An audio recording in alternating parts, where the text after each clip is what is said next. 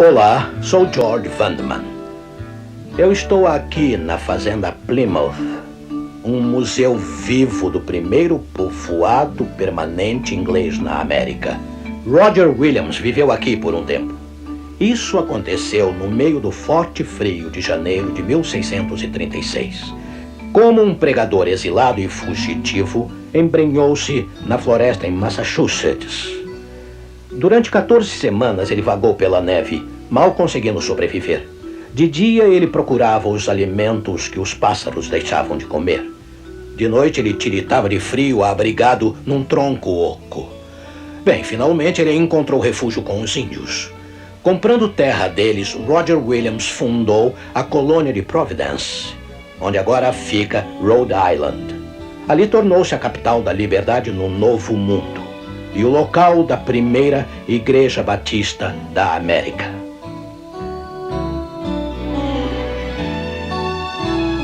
Está escrito, com George Vandeman, apresentando o Cristo vivo como resposta às suas necessidades mais profundas. Hoje, o que eu gosto nos batistas?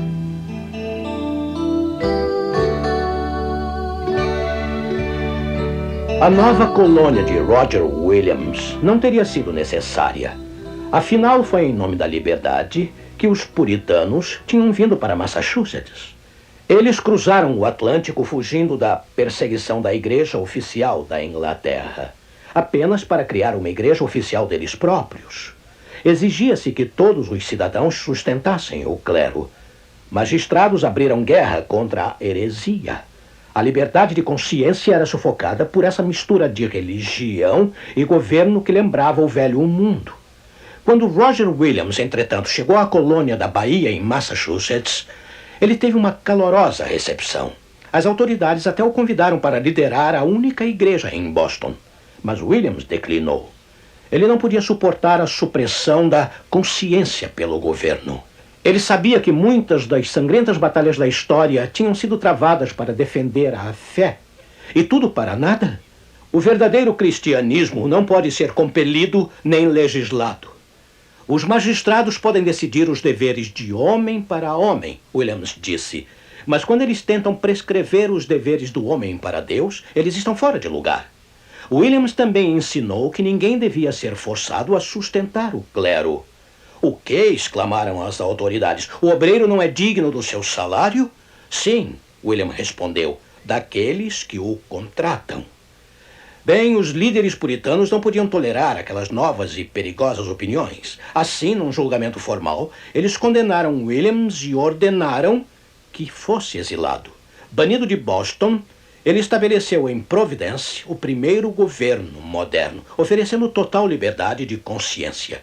Providence se tornou o esboço da Constituição americana 1 século e meio depois. Bem, Williams convidou todos os oprimidos e perseguidos a buscarem refúgio em Providence, fosse qual fosse a sua fé. Mesmo que não tivessem qualquer fé, eles eram bem-vindos. E no seio de tal conjunto de liberdade, a Igreja Batista encontrou raízes na América. Os batistas sempre cresceram nesta terra de liberdade. Seu culto democrático e informal se adapta ao nosso estilo nacional. Eles se tornaram a maior denominação protestante nos Estados Unidos. São quase 30 milhões de batistas espalhados entre as 100 mil igrejas locais. Essas igrejas pertencem a vários grupos conhecidos como convenções. O maior deles é o da Convenção Batista do Sul, com metade dos batistas da América como membros. Apesar das igrejas locais serem ligadas a uma convenção, cada congregação retém governo independente. Isso torna mais notável o fato dos batistas terem se envolvido tanto no evangelismo mundial. Como vê, os batistas diferem grandemente em suas crenças. Alguns são conservadores, outros mais liberais. Alguns batistas seguem de perto o reformador João Calvino. Outros não. Todavia, apesar de suas diferenças, os batistas são unidos no respeito às Escrituras como única fonte da verdade. A maioria dos outros protestantes e católicos tem seus credos, mas os batistas não reconhecem outro padrão além da Bíblia, como eles a entendem, é claro. Os batistas também concordam que nenhum ser humano tem o direito de escolher a religião para outro, nem mesmo os pais para seus filhos. Por isso, os batistas não batizam bebês. Em vez disso, dedicam seus recém-nascidos a Deus, assim como Maria e José dedicaram o bebê Jesus. Aí, quando as crianças batistas crescem, elas são livres para escolher por si mesmas se querem ser batizadas. Os batistas fizeram história ao haver trazido a liberdade religiosa para os seus lares e para a sociedade. Como o ancestral deles, Roger Williams, muitos batistas ainda acreditam na defesa da separação entre igreja e Estado. Todos nós sabemos que os batistas têm a habilidade de produzir grandes pregadores. Entre os mais famosos, é claro, está Charles Spurgeon, de Londres. Hoje temos Charles Stanley W. A. Criswell e, é claro, nosso amado Billy Graham. Um outro batista, Dr. James Draper, foi o presidente anterior da Convenção Batista do Sul. Tivemos uma conversa em Dallas, Texas, recentemente. Dr. James Draper, eu quero que saiba o quanto me alegro por participar do nosso programa de hoje, porque você é, pessoalmente, um cristão batista. Bom, a primeira razão seria que meus pais eram batistas muito atuantes. O meu pai era pregador e meu avô era pregador também. É de família, então? Isso Você mesmo. é filho de pregador? Eu sou filho de pregador. E assim, toda a minha vida eu tenho aprendido a palavra de Deus. Eu cresci numa família que amava o Senhor. Minha mãe e meu pai me conduziram a Cristo. Quando atingi a idade de entender que eu era um pecador e precisava ser salvo, entreguei a minha vida a Cristo e fui batizado e entrei para a Igreja Batista. E aí, através dos anos, a Igreja Batista e as instituições batistas têm me nutrido e me encorajado, me treinado, me educado. Assim, eu acho que a principal razão seriam essas minhas raízes. Essa é a atmosfera na qual eu encontrei o Senhor. Uma herança abençoada, eu diria. É, sem dúvida. Aqueles primeiros anos não foram os que mais o impressionaram? Não há dúvida sobre isso. De fato, o mais forte do cristianismo é o cristianismo em família, onde Exato. as famílias se dedicam ao Senhor. Portanto, eu tive uma grande herança. Também eu creio que sou cristão batista por causa da minha convicção, das grandes doutrinas e ensinamentos e a grande herança da vida batista. Os batistas sempre enfatizaram a autoridade da palavra de Deus, a autonomia da igreja local. Cada igreja local é autogovernada, então tem também o sacerdócio do cristão, cada indivíduo tendo o direito de se aproximar de Deus por si mesmo. Estas grandes doutrinas são doutrinas que eu abracei e aceitei livremente. E a grande herança da liberdade religiosa batista é a disposição de morrer pelo direito de todas as pessoas crerem no que escolher. Esta tem sido a marca dos batistas do Sul e da vida dos batistas através dos anos. E eu sou grato por fazer parte dessa herança. Eu gostaria que todos os grupos cristãos em particular, se apercebessem do dom legado que vocês deram a eles. Bem, é verdade. E a disposição de morrer pelo direito de crença que outras pessoas têm. Esta é a finalidade deste programa. Estamos tentando mostrar como Deus usou estes reformadores para resgatar para nós hoje a verdade negligenciada. E todos se beneficiam. É verdade. Mas agora o custo. Fale-me um pouco sobre o custo. Bom, muitos dos nossos ancestrais batistas morreram em nossa fé para poderem adquirir a liberdade religiosa. E eu creio que o fato de, na América, o cristianismo custar tão pouco, nós não corremos riscos. Nós não temos que pagar nada, parece, e não existe custo em nossa fé. Isso tem diluído a força do cristianismo até certo grau. Mas nossa herança é de forte sacrifício e compromisso. Você concorda, então, quando eu digo que, se não tivermos algo por que morrer, provavelmente não temos nada porque vale a pena viver? Tem razão. Obrigado, graças a Deus.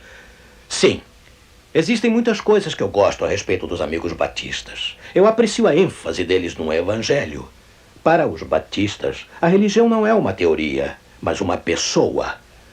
Os batistas pregam a Cristo e ele crucificado. Eu também gosto do estilo de culto dos batistas. Poucas coisas são tão inspiradoras quanto o culto cantado dos batistas. E há uma outra razão porque aprecio tanto os batistas. Eles foram chamados por Deus para resgatar duas verdades negligenciadas. A verdade sobre o batismo do Novo Testamento e o princípio da liberdade religiosa. Vocês já pensaram que sem os batistas a América provavelmente não existiria como uma nação livre?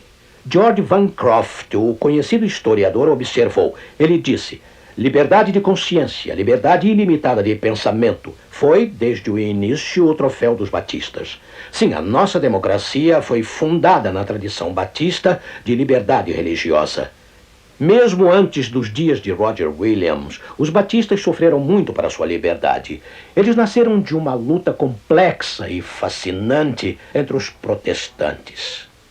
Uma luta pela liberdade de consciência. Tudo começou com o movimento anabatista do século XVI na Europa. Enquanto Lutero seguia avante na Alemanha, Ulrich Zwingli lançou a reforma na Suíça. Zwingli ouviu pela primeira vez o Evangelho quando se preparava para o sacerdócio. E quando chamado para esta linda catedral aqui em Zurique, em 1519, ela era chamada de Igreja do Povo então, ele decidiu pregar as boas novas. Assim, pondo completamente de lado o sermão que estava programado, ele abriu o Novo Testamento para o seu povo. Mas logo Zwingli encontrou grande oposição. O conselho da cidade, influenciado por certos líderes da igreja, se opôs à mensagem da salvação somente pela fé. Mesmo assim, ele continuou pregando a verdade que o havia libertado. Mas em 1523, o próprio Zwingli começou a recuar. Durante um debate público, ele mostrou disposição em se acomodar. Zwingli imaginou que, se baixasse o tom de suas reformas, ele talvez conseguisse atuar dentro do sistema. Ele não queria alienar os líderes cívicos. Assim, ele modificou sua mensagem, buscando apenas uma reforma gradual das tradições da igreja. Mas alguns dos jovens alunos de Zwingli ficaram aborrecidos com essa linha. Um deles, Conrad Grebel, protestou que a verdade bíblica exige sempre ação imediata, com ou sem o apoio do governo. E é claro, ele estava certo. Grebel ficou desiludido com a disposição do seu professor de acomodar os políticos. Ele até acusou Zwingli de permitir que o conselho da cidade exercesse a autoridade que pertence só à Bíblia. Bem, Zwingli rejeitou totalmente a crítica de Grebel. Aí então Grebel decidiu que a verdade deveria marchar avante, mesmo sem o reformador. Assim, com alguns amigos, ele organizou os círculos de estudos bíblicos nos lares. Isso lhe parece familiar? E logo eles redescobriram, em seu estudo, a verdade do Novo Testamento sobre batismo. Você se lembra como o Senhor Jesus foi batizado? Lemos a respeito em Mateus, capítulo 3, versículo 16. Ouça. E sendo Jesus batizado, saiu logo da água. Note que Jesus saiu da água após ser batizado. Não lhe espirraram água nem a derramaram. Ele foi submerso, imerso dentro do Rio Jordão. Os crentes em Cristo são enterrados com ele no batismo, diz o apóstolo Paulo. Infelizmente, a igreja havia perdido de vista esta importante verdade. Durante séculos, a tradição da aspersão em bebês tinha trazido todos para a igreja. Agora, Conrad Grebel, na Suíça, proclamava que Roma e os reformadores estavam todos enganados. Bem, como você pode imaginar, o Conselho de Zurique não gostou do que ele fez. Assim, em 21 de janeiro de 1525, eles aprovaram uma lei proibindo reuniões nos lares para estudos bíblicos. Apesar do decreto, Grebel e seus amigos continuaram estudando juntos. Eles decidiram rejeitar não apenas as tradições de Roma, mas também as concessões de Zwingli. E para selar o seu compromisso com Cristo, Grebel e seus amigos batizaram uns aos outros uma segunda vez. Eles formaram uma nova comunidade cristã conhecida como os Anabatistas, que quer dizer aqueles batizados duas vezes. Ora, como Martinho Lutero reagiu aos Anabatistas? Bem, em princípio, o reformador alemão defendeu liberdade total de consciência. Mas, infelizmente, ele mudou seu ponto de vista. O que o fez mudar de opinião? Bem, foi um processo gradual. Durante a Guerra dos Camponeses, muitos protestantes foram mortos por príncipes católicos. Milhares pereceram no campo de batalha. Lutero viu o valor de se ter o governo do seu lado, em vez de contra ele. Depois que seus ensinamentos passaram a controlar o norte da Alemanha, Lutero dependia mais e mais dos príncipes protestantes para proteger a reforma de Roma. Assim, foi formado um relacionamento luterano-igreja-estado. Como Zwingli, Lutero aprovou uma favorável união da igreja com o Estado. Para eles, pareceu ser uma questão de sobrevivência da reforma, mas eles não conseguiram prever os problemas que sempre ocorrem em se misturar religião com política. Temos uma situação semelhante na América hoje. Lutando para salvar a nossa nação, muitos cristãos sinceros estão fazendo pressão para legislarem a moralidade. Sua própria interpretação da moralidade, é claro. Mas aqueles que têm aprendido com o passado recusam favores religiosos do governo. Eles sabem que os problemas espirituais não podem ser resolvidos com ação política. Notem o que aconteceu no século XVI. Os reformadores tinham sido expulsos por Roma, e agora eles expulsavam os anabatistas. Acredite ou não, eles chegaram a perseguir seus companheiros de crença. Este é um dos capítulos mais tristes, mais desconcertantes da história da igreja. Primeiro, Zwingli instou seus amigos políticos a esmagarem os não conformistas. Os anabatistas aqui em Zurique foram declarados sob a pena de morte. Mais tarde, na Alemanha, o colega de Lutero, Melanchthon, argumentou que os anabatistas deveriam ser executados. Até a sua pacífica expressão de fé tem subvertido a ordem religiosa e civil, acusou Melanchthon. Ele predisse que a oposição deles ao batismo de bebês iria produzir uma sociedade pagã. Por isso, eles deviam ser exterminados para salvar a nação. Pode imaginar isso? Tal barbaridade é difícil de ser aceita hoje por nós. Sem dúvida, os líderes protestantes erraram, às vezes seriamente. Dado a fraqueza da natureza humana, não devíamos achar isso tudo surpreendente, porque todo despertamento espiritual tem sido manchado por alguns zelotas desorientados. Vemos mesmo nas Escrituras que alguns servos fiéis de Deus cometeram muitas vezes graves erros. Isso também foi verdade durante a Reforma. Os anabatistas foram arrancados de seus lares, jogados na prisão e cruelmente mortos. Mas seu sangue foi como a semente. E os anabatistas que escaparam da espada espalharam a sua fé por toda a Europa. Alguns foram para a Noruega, outros para a Itália, Polônia, Holanda e Inglaterra. A Holanda se tornou um paraíso especial para os anabatistas, assim como para outros refugiados religiosos. Um grupo de cristãos ingleses fugiu para lá de seus colegas protestantes da Igreja da Inglaterra. Os dois grupos, anabatistas e separatistas ingleses, desfrutaram de uma bela comunhão. Um pastor inglês, John Smythe, foi totalmente convencido pelos ensinamentos anabatistas e foi rebatizado. Os batistas modernos consideram Smythe um pioneiro da sua fé. Aí, em 1609, o grupo de Smythe voltou para a Inglaterra e organizou a primeira igreja batista lá.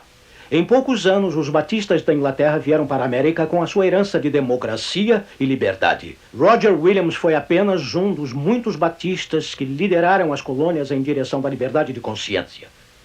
James Madison, um dos fundadores da América, foi ganho para a liberdade religiosa pelos batistas. Quando menino em Virgínia, ele ouviu um destemido pastor batista, aprisionado por sua fé, pregando da janela da sua cela. Bem, naquele dia, Madison dedicou sua vida à luta pela liberdade de consciência. Incansavelmente, ele conversou com Thomas Jefferson e outros para garantir a primeira emenda na Constituição americana.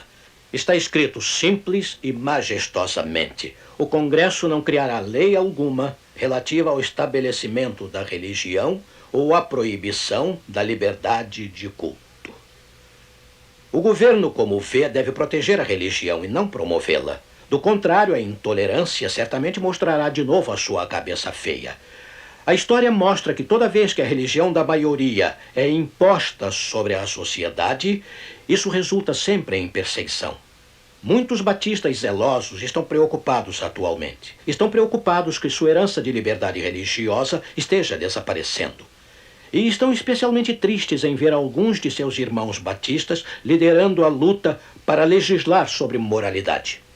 Eles sabem que a lei religiosa acorrenta a alma.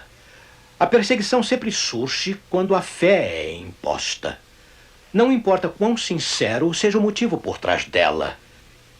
As profecias no livro de Apocalipse predizem alguns eventos incomuns e terríveis para a própria América. Poderá a perseguição estilo puritano surgir de novo aqui? Oh, graças a Deus, ainda podemos desfrutar atualmente da liberdade religiosa. Como eu agradeço aos nossos ancestrais batistas por trazerem para a América sua herança de liberdade. E agora vamos ao encerramento. Quer voltar comigo para o século XVII na Holanda? Um grupo de peregrinos tinha decidido iniciar uma colônia na América. Estavam prontos para entrar nos navios Speedwell, vindo da Inglaterra, e o Mayflower. Era um momento de muita emoção, mas também de muita tristeza. Eles estavam deixando para trás entes queridos para cruzarem o desconhecido Atlântico. E para ajudar a reviver este momento histórico, nós os trouxemos até Leiden, Holanda. Nós estamos aqui no jardim, no lindo jardim, em frente da mesma igreja que eles deixaram após as palavras de despedida de seu pastor. É esta igreja. Ela parece nova porque a Universidade de Leiden assumiu a responsabilidade de restaurá-la. Mas este foi o lugar exato onde eles ouviram aquela mensagem final. Naquela hora da despedida, seu amado pastor John Robinson ficou em pé e disse: "Vamos reviver juntos estas palavras. Irmãos, breve iremos nos separar. E só Deus sabe se viverei para ver de novo os seus rostos. Eu lhes peço diante de Deus para seguirem a mim até onde eu tenho seguido a Cristo.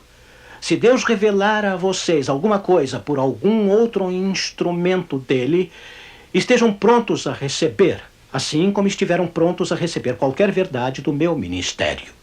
Pois eu confio muito que o Senhor tem mais verdades e mais luz para serem reveladas da sua santa palavra. Da minha parte, não imaginam o quanto eu estou triste a respeito das igrejas reformadas. Elas não irão mais longe que os instrumentos da sua reforma. Os luteranos não podem ser forçados a irem além do que Lutero viu, e os calvinistas devem ficar firmes onde foram deixados por aquele grande homem de Deus. E apesar desses reformadores terem sido luzes vivas e brilhantes em sua época, eles não entenderam todos os conselhos de Deus. Mas se eles vivessem hoje, estariam prontos a aceitar mais luz como a luz que receberam inicialmente. Que mensagem! Que mensagem! Nessas nobres palavras, ouvimos o verdadeiro espírito da reforma. Disposição para aprender e crescer. Ansiedade para andar na verdade negligenciada que descobrimos na palavra de Deus. Como Martinho Lutero em Wittenberg, Conrad Grebel em Zurique, Roger Williams em Providence no Novo Mundo e, é claro, o metodista John Wesley, do outro lado do canal aqui na Inglaterra. Vamos explorar o fascinante ministério de Wesley no programa da próxima semana. Mas hoje não existem oceanos que não tenhamos cruzado, nem novos mundos para se descobrir. Mas novas vistas das oportunidades espirituais podem estar nos aguardando logo ali na esquina. Suponha que Deus lhe ofereça nova verdade da sua palavra. Você está disposto a tomar a mão dele e caminhar naquela luz? Uma maravilhosa experiência aguarda você se estiver disposto. Vamos orar. Querido Pai, deste interessante local que se tornou sagrado pelos corajosos homens e mulheres que só se satisfizeram quando seguiram a Ti e a sua própria consciência, confessamos a Jesus Cristo apenas como nosso guia e ajudador. Mantém-nos fiéis a Ele quando nos comprometemos de novo neste momento especial de decisão. Pedimos isso em nome do nosso Salvador. Amém.